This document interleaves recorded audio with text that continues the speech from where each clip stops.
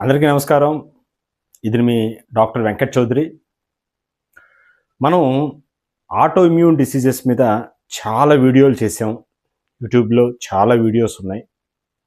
ఆ auto immune diseases ఎలా వస్తాయి, ఎవరిని ఎఫెక్ట్ చేస్తాయి, ఆ ఆటో ఇమ్యూన్ డిసీజెస్కి సంబంధించిన ట్రీట్మెంట్స్, ఆటో ఇమ్యూన్ డిసీజెస్లో ఉన్న రకరకాల డిసీజెస్ గురించి చాలా విషయాలు మనం చెప్పుకున్నాం. ఇప్పుడు అదే క్రమంలో మన నోటిలో వచ్చే ఆటో ఇమ్యూన్ డిసీజెస్ ఏవై ఉంటాయి, వాటి లక్షణాలు ఎలాగ ఉంటాయని అనేది కూడా మనం ఈ వీడియోలో చెప్పుకుందాం. ఆటో ఇమ్యూన్ డిసీజెస్కి ముఖ్యంగా మన శరీరంలో ఉండే రోగనిరోధక వ్యవస్థ కారణమవుతుంది. మన రోగ నిరోధక వ్యవస్థ మన మీదనే దాడి చేయటం. చాలామంది ఈ విషయాలని చాలా నెగ్లెక్టెడ్గా చూస్తూ ఉంటారు. నోటి పూతగానో, నోటిలో అల్సర్స్ గానో ఇలాగ చాలా తేలిగ్గా ఈ విషయాలను ఆటో ఇమ్యూన్ డిసీజెస్ అని భావించకుండా ఏదో సింపుల్ ట్రీట్మెంట్ తోటి నడిపేస్తూ ఉంటారు. కానీ ఆటో ఇమ్యూన్ డిసీజెస్ అంత పట్టాన తగ్గవు. ఈ నోటిలో వచ్చే ఆటో ఇమ్యూన్ డిసీజెస్ గురించి ఈరోజు మనం తెలుసుకుందాం.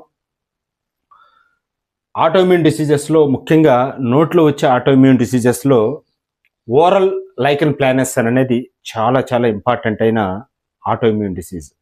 ఇది అంత పట్టాన ఒక్కసారిగా తగ్గని ఆటో ఇమ్యూన్ డిసీజెస్.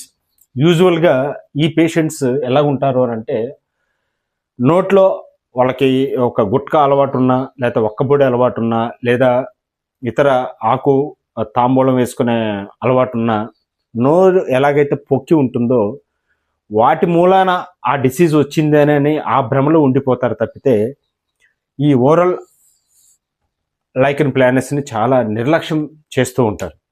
అలాగనే రెండో రకం నోట్లో వచ్చే ఒక ఆటో ఇమ్యూన్ డిసీజ్ పెంఫిగస్ వాల్గారిస్ అనేది. నోట్లో చిన్న చిన్న నీటి పొక్కుల రూపంలో వస్తూ ఉంటుంది.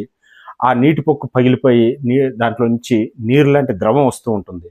దాన్ని మనం పెంఫిగస్ వాల్గారిస్ అనే పేరుతోటి మనం పిలుస్తూ ఉంటాం. అలాగనే రికరెంట్ యాప్టస్ స్టొమటైటిస్ అనేది మూడో రకపు ఆటో ఇమ్యూన్ డిసీజ్. ఇది చాలా మందిలో 10 మందిలో కనీసం 6-7 మంది దీంతో సఫర్ అవుతూ ఉంటారు. ముఖ్యంగా లేడీస్ సఫర్ అవుతూ ఉంటారు ఈ డిసీజ్ తోటి. ఎలాగా మాటికి నోట్లో నంజు పొక్కుల మాదిరిగా నాలుక మీద, బుగ్గల్లోనూ ఈ ఆటో ఇమ్యూన్ డిసీజెస్కి సంబంధించిన రికరెంట్ యాప్టస్ స్టొమటైటిస్ అనేది వస్తూ ఉంటుంది వాళ్ళల్లో. అంటే వాళ్ళల్లో నంజు పొక్కులు విపరీతంగా రావటం, మాటికి రావటం, ఎప్పుడు ఏ చిన్న ఒత్తిడి తగిలినా వాళ్ళల్లో ఈ నంజు పొక్కు